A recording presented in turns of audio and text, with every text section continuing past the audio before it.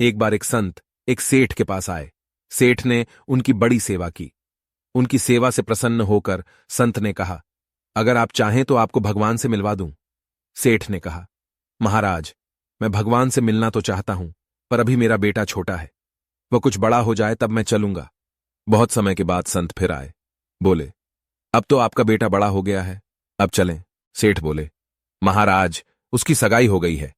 उसका विवाह हो जाता, घर में बहू आ जाती, तब मैं चल पड़ता। संत 3 साल बाद फिर आए।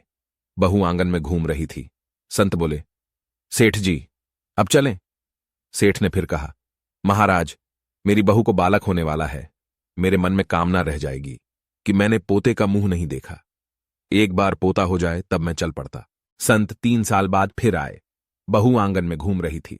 संत बोले, सेठ जी, अब चलें। सेठ महाराज, मेरी बहू को बालक होने वाला है। मेरे मन में कामना रह जाएगी कि मैंने पोते का मुंह नहीं देखा।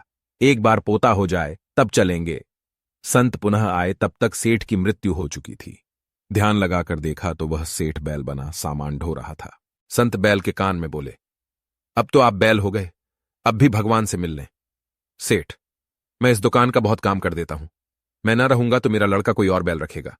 वह खाएगा ज्यादा और काम कम करेगा। इसका नुकसान हो जाएगा। संत फिर आए, तब तक बैल भी मर गया था। देखा कि वह कुत्ता बनकर दरवाजे पर बैठा था। संत ने कुत्ते से कहा, अब तो आप कुत्ता हो गए, अब तो भगवान से मिलने चलो। कुत्ता बोला, महाराज, आप देखते नहीं कि मेरी बहू कितना सोना पहनती है। अगर कोई चोर आया तो मैं भौंक कर भगा दूंगा। मेरे बिना कौन इनकी रक्षा करेगा। संत चले गए। अगली बार कुत्ता भी मर गया था और सेठ गंदे नाले पर मेंढक बने टर टर कर रहा था। संत को बड़ी दया आई। बोले, सेठ जी, अब तो आपकी दुर्गति हो गई और कितना गिरोगे, अब भी चल पड़ो।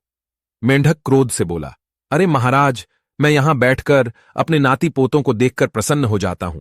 और भी तो लोग हैं दुनिया में। आपको मैं ही मिला हूं भगवान से मिलवाने के लिए। जाओ महाराज, किसी और को ले जाओ, मुझे माफ करो। संत तो कृपालु होते हैं, बार बार प्रयास करते हैं, पर उस सेठ की ही तरह दुनिया वाले भगवान से मिलने की बात तो बहुत करते हैं, पर मिलना नहीं चाहते। इस सांसारिक मोह माया के बंधनों में हम इतना उलझ जाते हैं कि भगवान के लिए समय ही नहीं दे पाते और इस संसार के माया में घूमते रहते हैं। इस संसार के माया से निकलिए और उस ईश्वर को याद करिए।